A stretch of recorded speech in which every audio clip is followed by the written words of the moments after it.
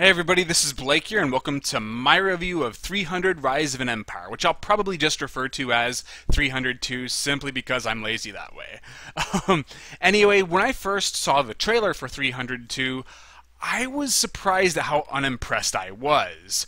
I was a big fan of the first film, so I was really eager to check out the second film, but the trailers just didn't make the right connection to me. I thought the visuals looked incredibly phony, the dialogue sounded like it was trying too hard to come across as cool, and the acting was over the top and hammy, but not in a way that really appealed to me. It just looked more annoying than anything.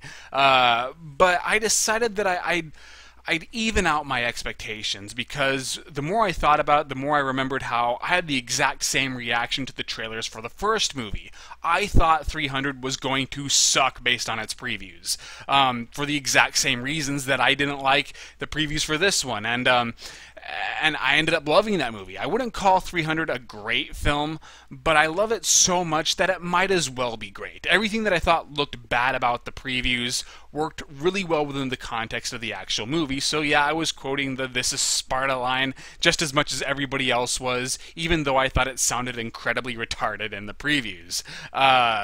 So maybe that magic would carry on to the sequel, and even if I'm not having a very positive reaction to any of the previews, I would hopefully have a very positive reaction to the movie as a whole. But then the reviews came out, and for the most part, everybody was lukewarm. The only real question was whether it was a worthy sequel to its predecessor, or whether it was just not a very good movie. But almost everyone unanimously agreed that it was not as good as the first 300, so that didn't really affect my expectations at all. Yet, even if it was critically panned, I definitely still see it. So I went into the theaters with an open mind, and boy, this is not one of those movies I really like talking about, because I was originally going to do a written review, but I changed my mind because when I looked at all my notes, I was surprised at how negative I sounded, when in reality I did enjoy this movie, even if it's not anywhere near as good as the first 300. So let me pull up those notes. As always, you'd think I'd have the foresight to get them ready before I start talking about the movie.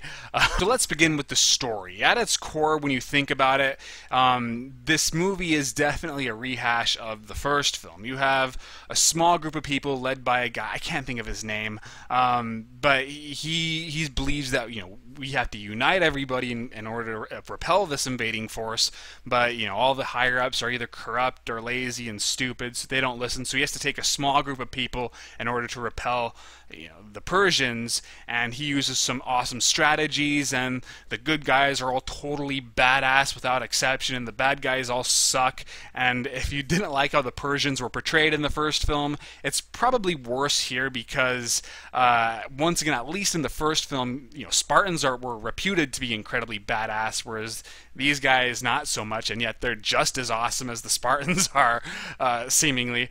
And the only good Persian, the only competent Persian soldier is the girl, who is actually a Greek.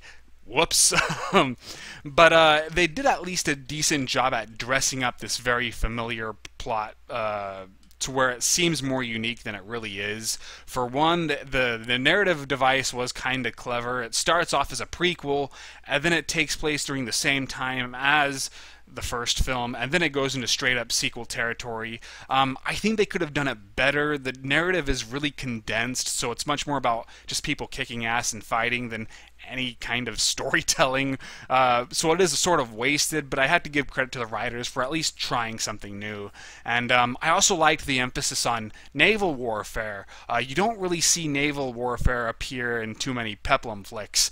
So whereas the first film was all about, ground fighting, this one they're all on boats, and they're really utilizing that as part of their combat, and I thought that was pretty clever, and I liked watching all the strategies unfold. That they were able to keep my interest a lot of the time. So is the story a success or a failure? Well, part of the problem is I felt it was too fast-paced. The first film did a much better job at balancing action and character interactions, so we can get behind the characters, and they would interest me even when there was no action, and when they would go in and start fighting, because you're much more invested in these people, it made the action scenes much more compelling and intense. Well, here, they don't really spend a whole lot of time when it came to developing or fleshing out its cast of characters. It's just all one big fight scene after another. Now, you might like that. To me, I didn't. To me, 302 kind of burned itself out by the second half. You believe I've always say this. I always say this, but just because a film is fast-paced, that doesn't automatically mean it's going to be entertaining. And just because a film is slow-paced, that doesn't automatically mean it's going to be boring. I thought the first 300 was incredibly entertaining, but this one, it's just so eager to get itself over with that I got tired of it eventually. When it came to its characters, well, the supporting cast gets hurt the most because they don't really do anything. There's no real major characterization to them. You have one guy who has kind of a troubled relationship with his son, sort of a reverse of the first film with the captain and his son, but there isn't enough time spent on it for it to really leave an impact, whereas I thought the first film did a much better job at, making us care about that relationship. And then, there's this one guy who's supposed to be the main character's best friend. He just never gets to do anything that's especially memorable or cool. Whereas the supporting cast members of the first 300 all had moments where they can just be awesome. Whether it was the captain freaking out over his son's death, or Michael Fassbender's character, I believe, doing that, we'll fight in the shade line and then cutting the dude's arm off. These characters, they're just kind of there. The main guy, I can't think of his name, and I don't even know who the actor is portraying him. The writers wanted to give us a very different kind of protagonist, whereas Leonidas, played by Gerard Butler, was much more charismatic, and he was badass incarnate. And this guy's supposed to be more of a normal person who just happens to be pretty badass. He's intended to be more human. He has a lot more of an internal conflict going on, and even though he's pretty charismatic in his own right, he's not Leonidas.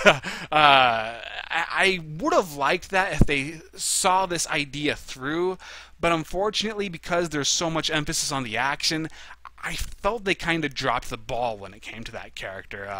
They could have done a better job, I think, of exploring his doubts and the fact that, he is just a normal guy who happens to be a soldier. But the way they do it, for example, there's a lot of sexual tension between him and the girl played by Eva Green, and I thought that could have led to some interesting character development as well as revealing some of his character flaws, but then they never really do anything with it, making that whole, well, I'll just say a sex scene, very unnecessary. And knowing that character, the girl's backstory, almost a little misogynistic. Not sure if that was the intention or not, but in the end, I didn't really feel it contributed to the narrative in any way. So I was a little disappointed in them. And in the end, all the way they just utilized that character, all I kept thinking of is King Leonidas was just so much more entertaining. He was so more compelling, even though, he wasn't maybe as deep. For this balance to really work, they needed to do a lot more with this protagonist. Eva Green's character is difficult for me to describe. You'll probably either love her or hate her. I was split. There are times when I was totally into how crazy and sadistic this bitch was, but her acting style reminded me of her performance from Dark Shadows, and even though I thought it worked well within that film, she was one of the few things I really did like about that movie. Here, to me, it just didn't fit the tone, so her over-the-topness would often be more distracting than engaging. So you might really enjoy her performance. I was split. And I also didn't like how she's kind of scrawny looking. I didn't really buy her as being able to hold her combat in these fights in terms of just physical strength. I mean, if they focused more on her speed and stuff like that, I would have been fine. But instead, she's clashing swords with these guys and appears to be just as strong as them. So I thought, once again, they could have made an interesting character out of her, but they sort of dropped the ball. I hate Queen Gorgo. I didn't like her in the first movie very much either.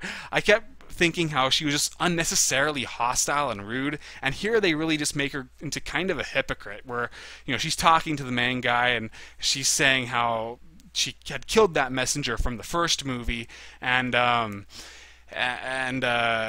she mentioned that he was rude, and that's why he had been killed.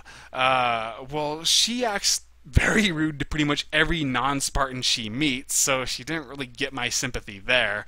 But it's even worse at the end when, you know, after King Leonidas has been killed and this man guy goes to talk to her and she says, you know, haven't I given enough for your idea of a united Greece? And I'm thinking, no. Part of the problem was that you turned this guy down in the very beginning because you did not share his ideals. So what the fuck are you talking about? So I really did not like her in this movie. I was kind of wondering if maybe they were trying to portray the Spartans as a very flawed people, whereas in the first film, the Spartan lifestyle was glorified, even though they believed in some really messed up stuff. Here they try to make the Persians a little bit more sympathetic. Like, they have that messenger from the first film have a cameo, and he's the guy who sort of raises the Evan Green's character, so that was kind of nice of him. And, you know, Xerxes primarily wanted to avenge his father's death, so that's a little sympathetic, but they don't, once again, go far enough with that for it to really feel totally intentional, whereas if they really wanted to criticize the Spartan lifestyle, they needed to go farther with that too.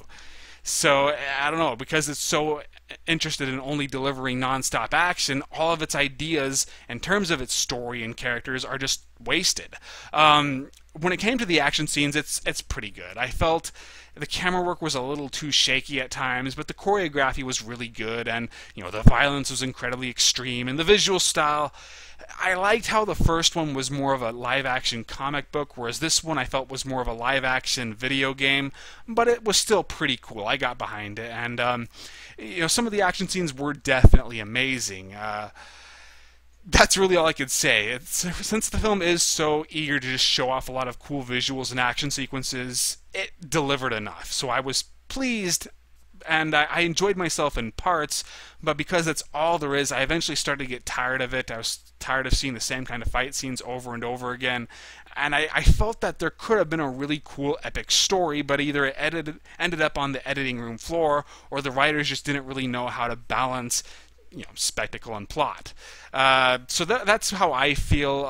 If you liked the first one, I do believe that it's checking out, but whether it's worth as a rental or a theatrical release, it's up to you. I don't regret watching this movie in theaters. I thought it was barely good enough, but it comes down to how much you like going to the big screen. If you only do it, you know, occasionally, then maybe you should just wait till it comes out on DVD. So that is all I have to say. I did not do a written review of this, but I did do written reviews of, well, mostly Dragon Ball Z stuff.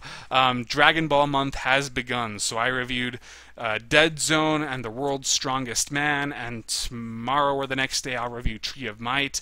I also did a kung fu flick called Life Gamble, so read all of those. Check out my Amazon listing because I've lowered some of the prices. It's my birthday tomorrow, so I figured I'd do that, and I'll add some more stuff tomorrow, and you know, hopefully to guilt you into buying something. Just kidding. If you see anything that you want, buy it then, but if you don't feel the need to spend money just because I'm the one who's doing the selling. And also follow me on Facebook, Twitter, and yes, I promise Critiquing the Critics will come out this week. There was some problem with how the video was rendered, and I just didn't have time to fix it, so but I will do that sometime this week. So hopefully you enjoyed this video, and I'll see you guys later.